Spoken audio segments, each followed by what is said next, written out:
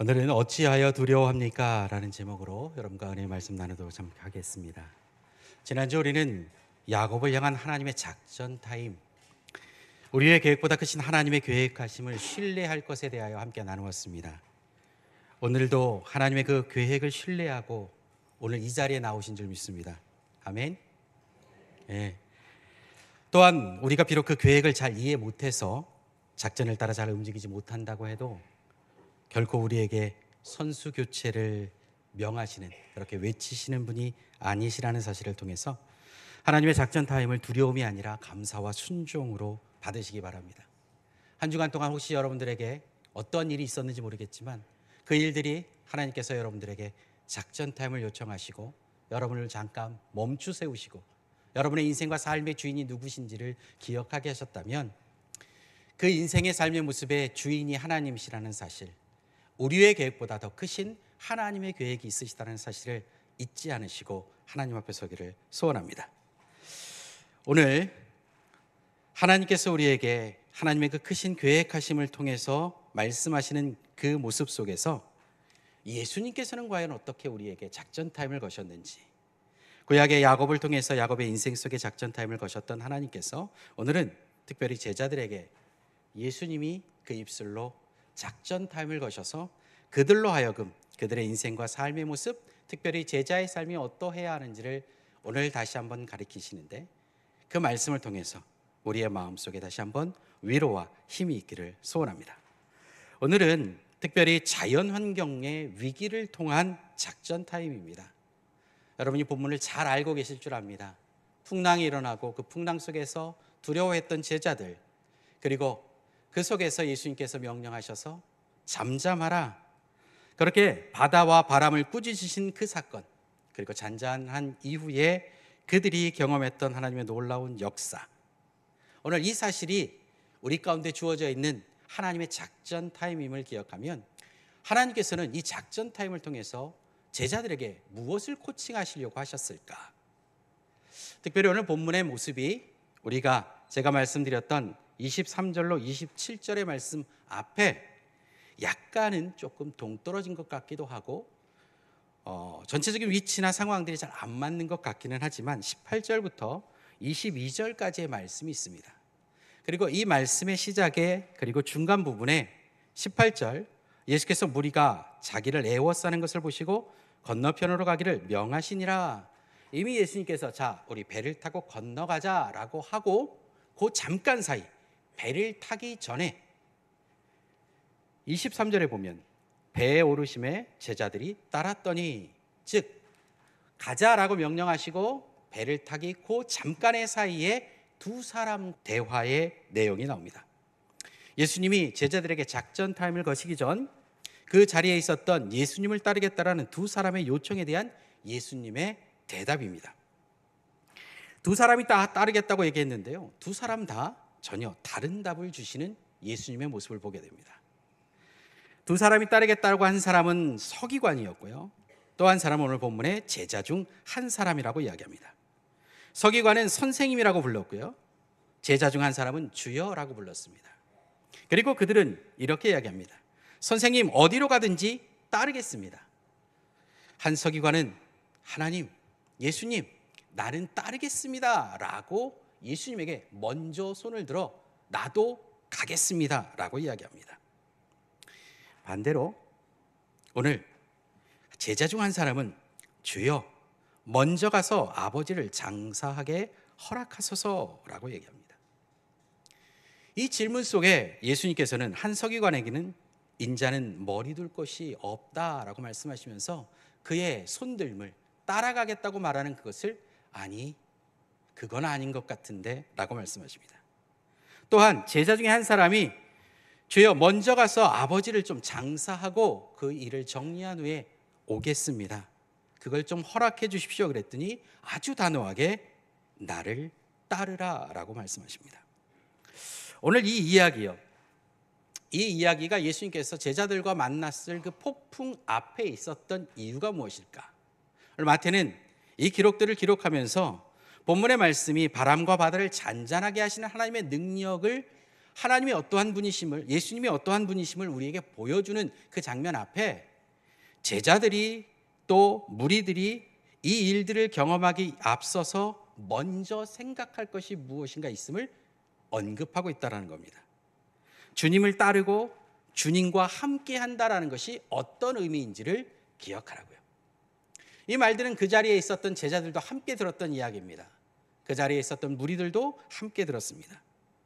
이 일들은 그 길이 어떤 길인지 아느냐, 내가 가려고 하는 그 길이 예수를 따르겠다라는 것이, 하나님 앞에 우리가 제자가 된다라는 것이 어떠한 것인지를 너희가 아느냐라는 질문의 대답의 모습입니다. 한 사람은 따르겠다고 말하고 한 사람은 먼저 가서 다른 일을 좀 하게 허락해달라고 이야기합니다. 그런데 하나님은 한 사람에게는 인자는 머리 둘 곳이 없다라고 말씀하시면서 네가 가는 그 길은 내가 생각하는 그림하고 다르다라고 얘기합니다.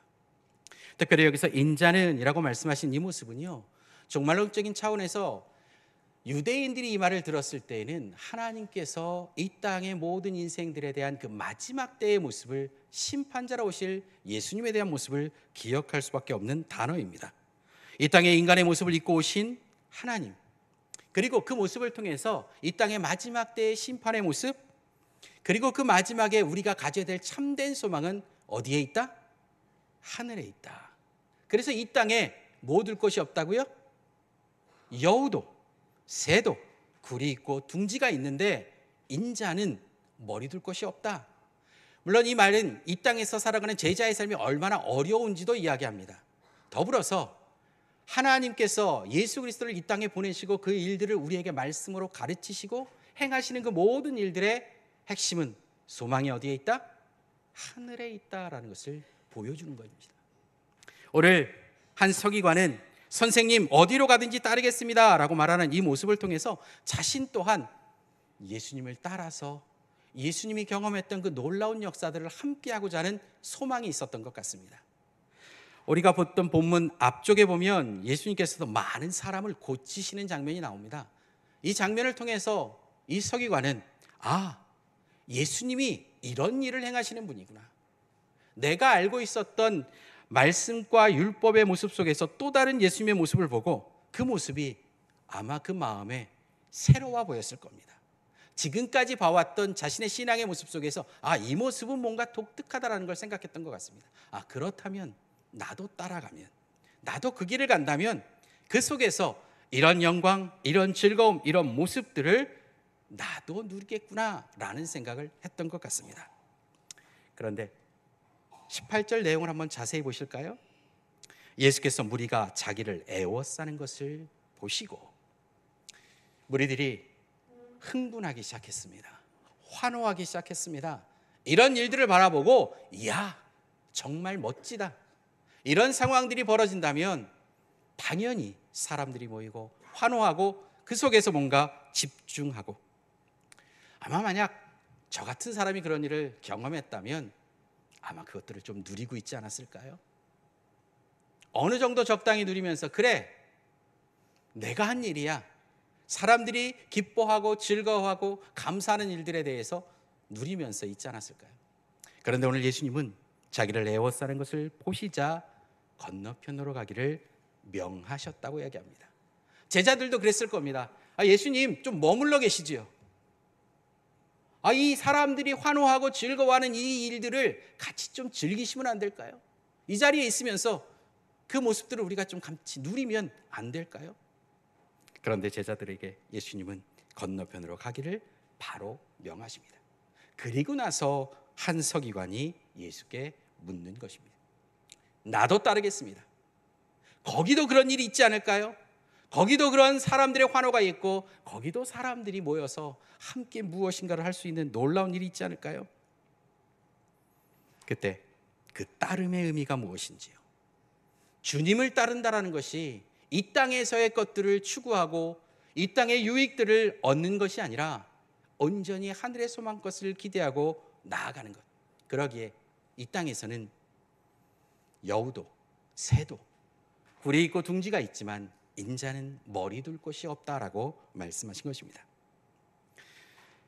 그런 그 질문이 끝나자마자 예수의 제자 중 한 사람이 다시 한번 묻습니다. 이 상황들이 지금 계속해서 예수를 따르는 것이 어떠한 것인지를 제자들로 하여금, 무리들로 하여금 생각하게 한다라는 그러한 모습입니다. 한 제자가 또 예수께 이르되 주여, 내가 먼저 가서 내 아버지를 장사하게 허락하옵소서. 여러분, 장례를 만약 지금 당했다면 당연히 이 자리에 없겠죠. 이 내용에 이 사람은 내가 아버지의 장례가 중한데 그 일을 좀 해야 되지 않겠습니까? 라고 말하는 것이 아니라, 아버지가 이제 장례의 절차의 일들이 우리 가정 가운데 있는데 내가 그 일을 다 정리한 후에 그 뒤에 따르면 않겠습니까? 아니, 안 따른다라는 거 아니고요. 따르긴 따르는데 좀 정리하고요.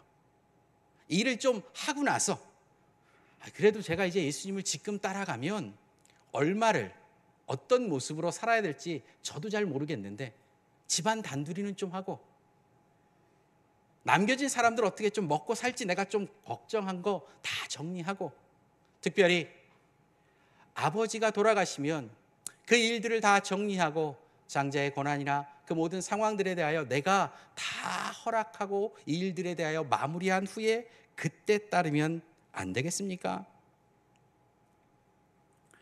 예수님께서는 아주 단호하게 말씀하십니다. 22절에 예수께서 이르시되 죽은 자들이 그들의 죽은 자들을 장사하게 하고 너는 나를 따르라. 따르겠다라는 사람에게는 아니, 네가 지금 따르는 게 뭔 줄 아니? 그렇게 생각하고 따른다면 그건 아니야 라고 말씀하시고요.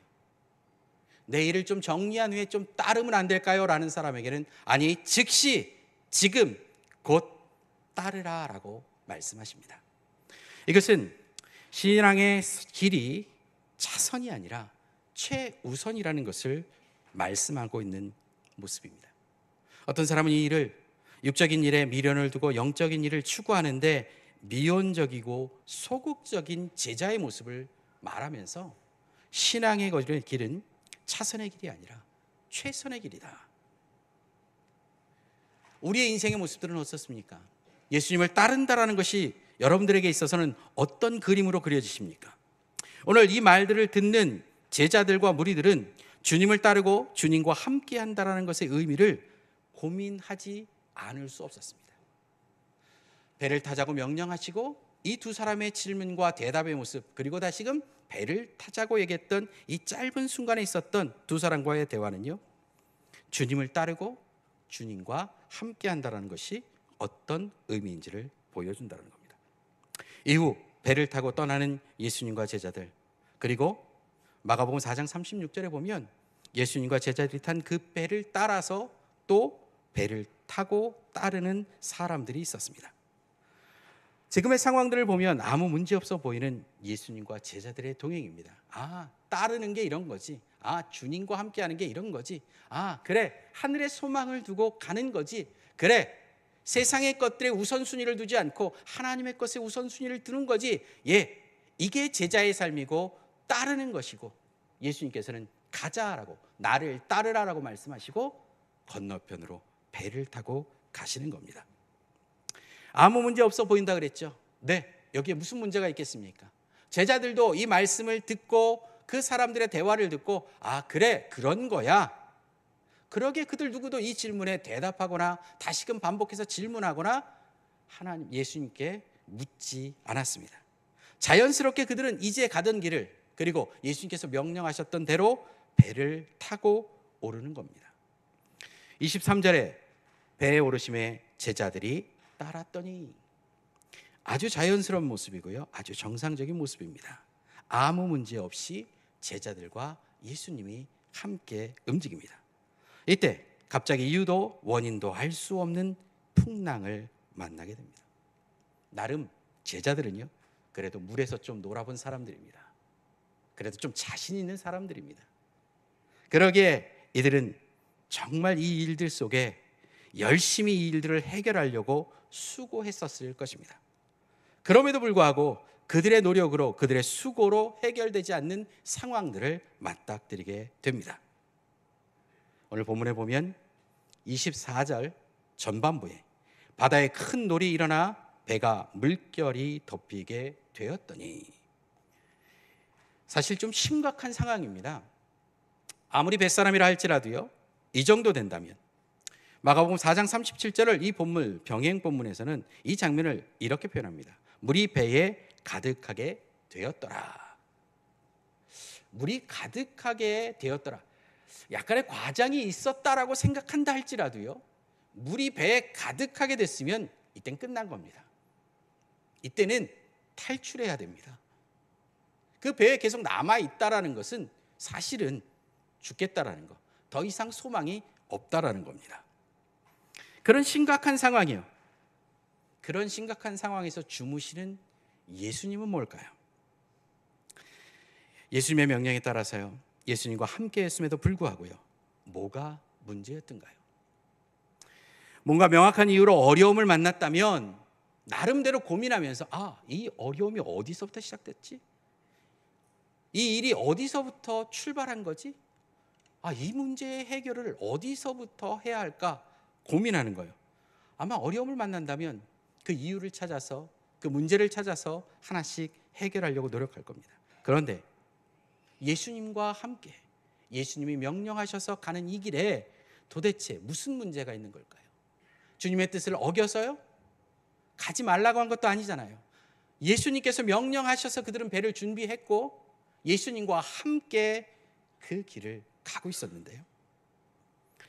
우리의 인생 가운데도요, 분명히 하나님의 말씀을 따르는 것 같고 하나님의 말씀에 순종해서 그 일을 하는 것 같고, 그렇게 교회를, 하나님께서 명령하신 그 사역을, 하나님께서 우리에게 주신 그 사명들을 감당하며 일하고 있음에도 이런 막막한 순간을 맞닥뜨릴 때가 있습니다.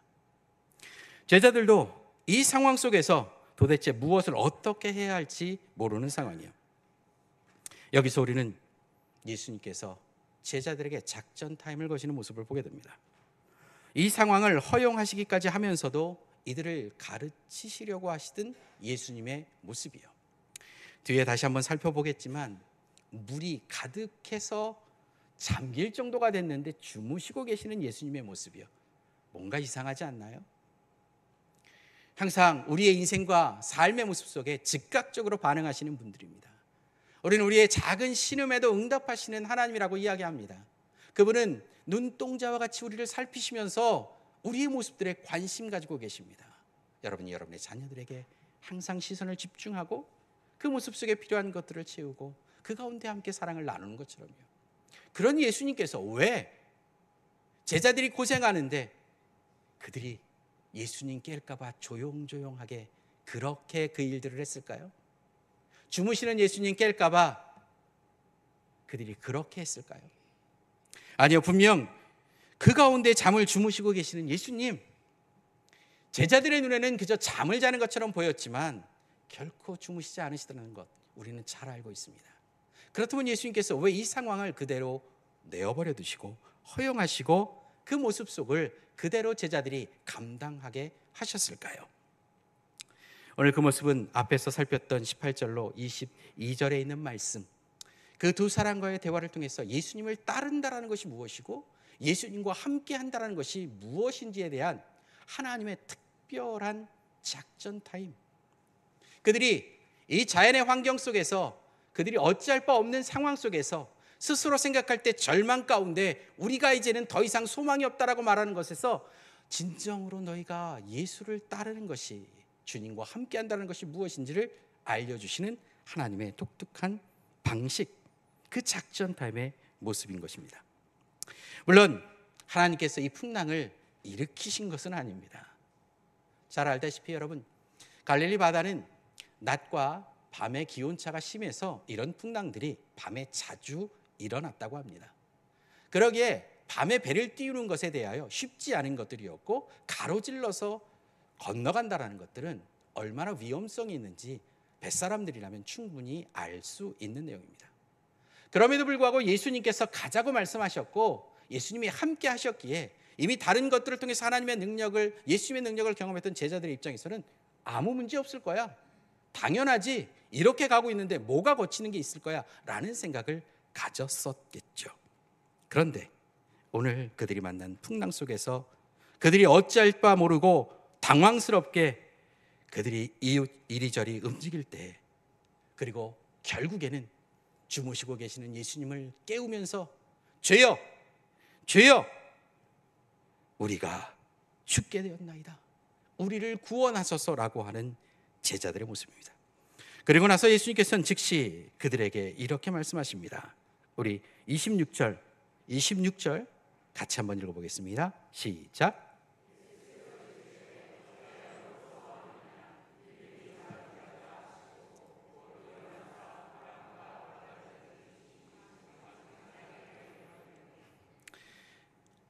그런 제자들에게 예수님께서 이렇게 얘기합니다. 어찌 무서워하느냐? 지금 제자들이 무서워하고 있다라는 거 아시죠?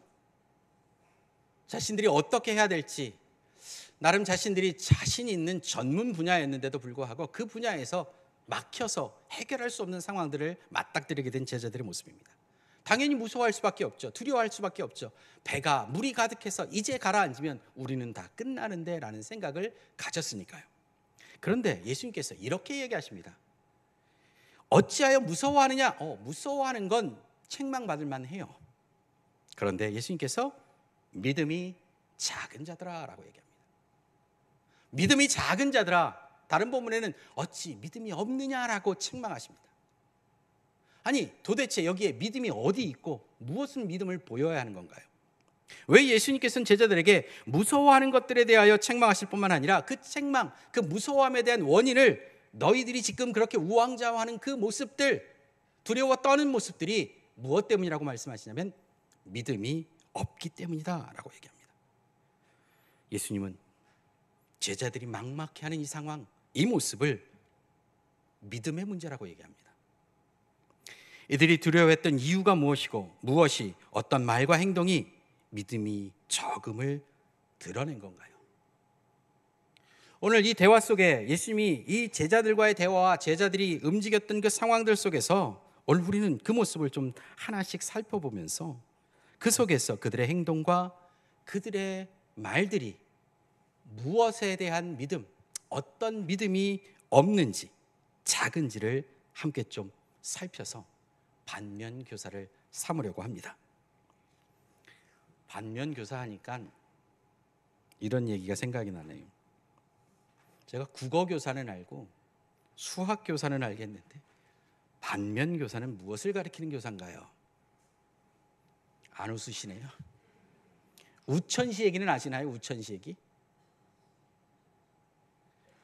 어린이집에서 아이들에게 이제 매일 이 알림장이라는 걸 씁니다. 그래서 알림장이 이제 내일 비가 온다고 하니까 선생님이 아이들 알림장에다가 우천시 이렇게 아이들에게 등원할 때 준비물을 좀 챙겨주세요 라고 했더니 곧바로 전화가 한 통 왔어요. 전화가 한 통 와가지고 선생님에게 묻습니다. 선생님, 우천시는 어디에 있는 시인가요?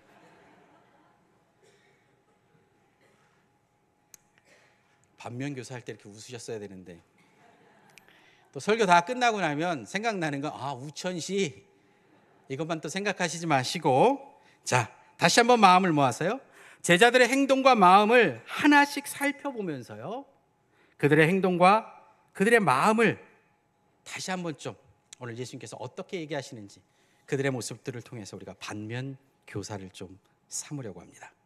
본문의 말씀 하나씩 좀 살펴보도록 하겠습니다. 오늘 23절, 배에 오르심에 제자들이 따랐더니, 말씀드렸다시피 제자들은 예수님과 함께 움직였습니다. 그리고 나서 바다에 큰 놀이 일어나 배가 물결에 덮이게 되었더니, 여기까지만 먼저 볼까요? 첫째, 이들이 했던 행동 중 예수님께서 믿음 없다라고 말씀하셨던 그 모습, 거기에 보이시나요? 아니요, 잘 안 보여요. 이 본문의 말씀 속에서는 그저 그냥 이런 일이 일어났대더라 라는 모습입니다.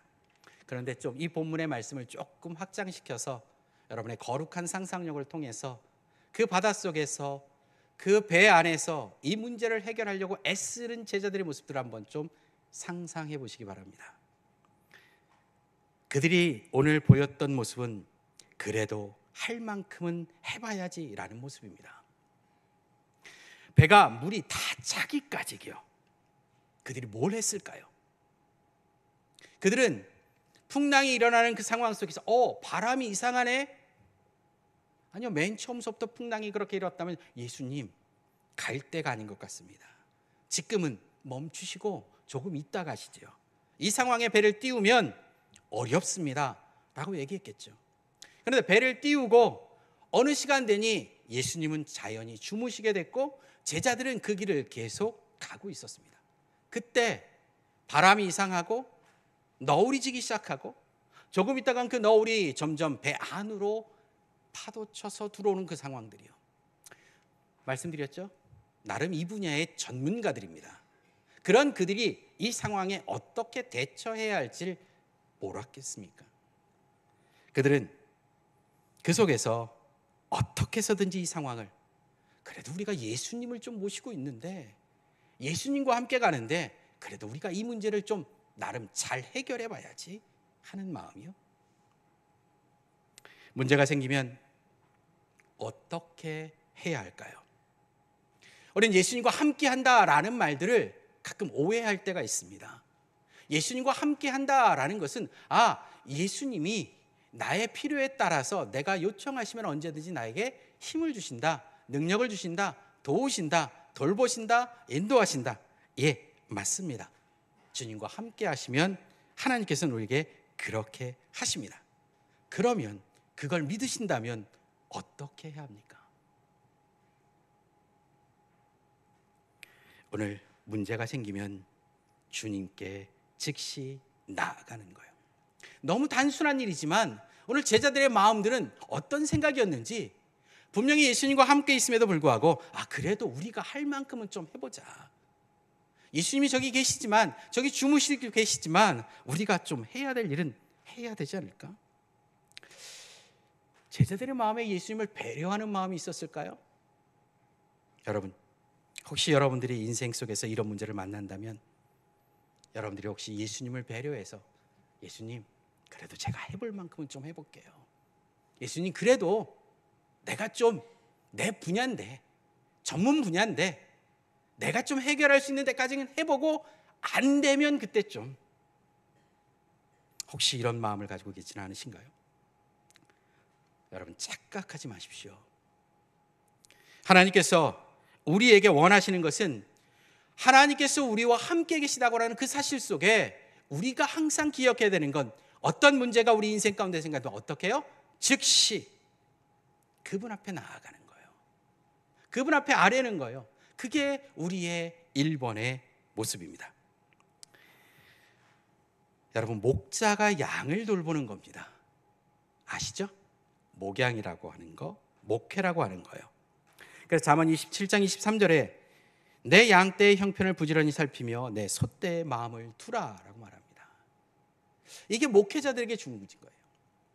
물론 예수님의 모습과는 조금 다르지만 목회자의 입장에서도 이 모습을 생각해 보면 때로는 좀 아쉬울 때가 있습니다.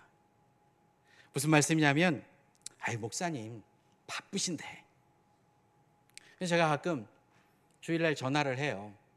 주일날 빠지시고 혹 안 나오시는 분들 중에 미리 말씀을 해주시고 빠지신 분들은 뭐 상황에 맞춰 저희가 전화를 하지만, 이분이 안 나오실 분이 아닌데 안 나왔다 그러면 저녁이든 그 다음날 저희가 다 체크를 해서 전화를 드립니다. 그러면 전화를 드리고 나면 그분이 꼭 이렇게 말씀하시는 분들이 계세요. 여기도 그런 분들이 계실지 모르겠습니다. 목사님, 저는 신경 안 쓰셔도 돼요. 전 잘해요. 그럼 신경 안 쓰게 하셔야죠. 다른 사람 신경 쓰시라는 거예요. 나는 괜찮으니까. 감사합니다. 목회자를 그렇게 생각해 주셔서. 그런데요, 그건 아니에요. 목양이의 모습이라는 것, 목회라는 것은요, 말씀드렸다시피 목자가 양을 돌보는 거지, 그게 하나님의 약속이지 양이 목자를 걱정하는 건 아닙니다. 물론 목회자를 걱정해주고 염려해주시고 배려해주시는 것은 너무너무 감사합니다.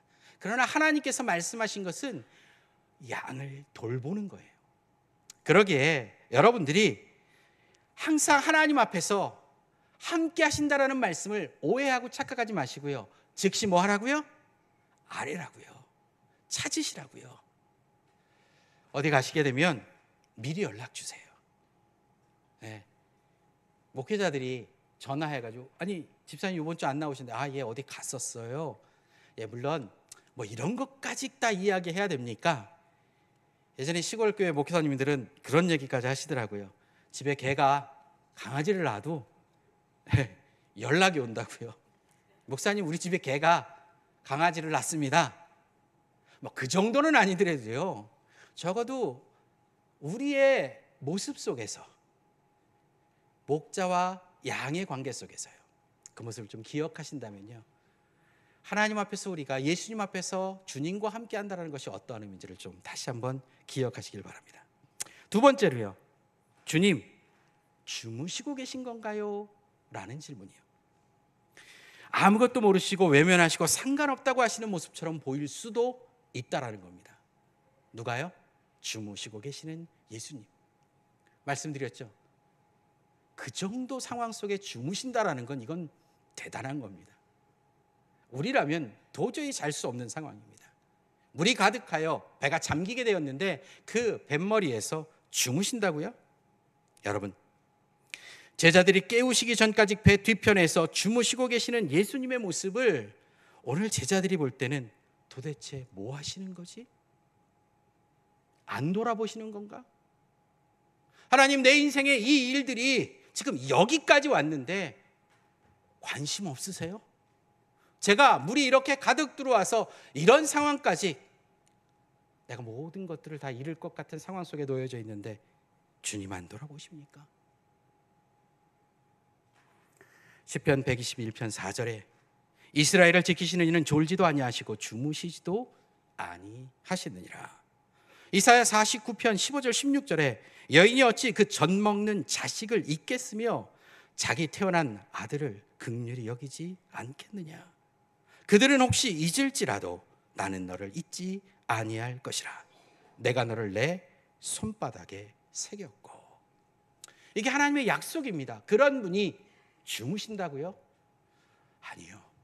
여러분, 그렇게 예수님을 보시면 안 됩니다. 말씀드렸죠. 그분은 그들로 하여금 가자 명령하시고 배를 타자라고 말씀하셨던 분입니다. 그들과 함께함의 모습이 어떠한 모습인지 제자들은 너무나도 잘 알고 있었습니다. 그럼에도 불구하고 그분이 주무시는 것처럼 보였던 그 모습 속에 혹시 여러분들의 마음이 흔들리지 않기를 바랍니다. 그분은 결코 그 속에서 그 외형적인 모습으로 주무시는 모습, 그래서 우리의 상황을 모르시거나 우리의 형편에 대해서 관심이 없거나 우리의 상황들에 대해서 외면하시는 분이 아니시라는 거예요.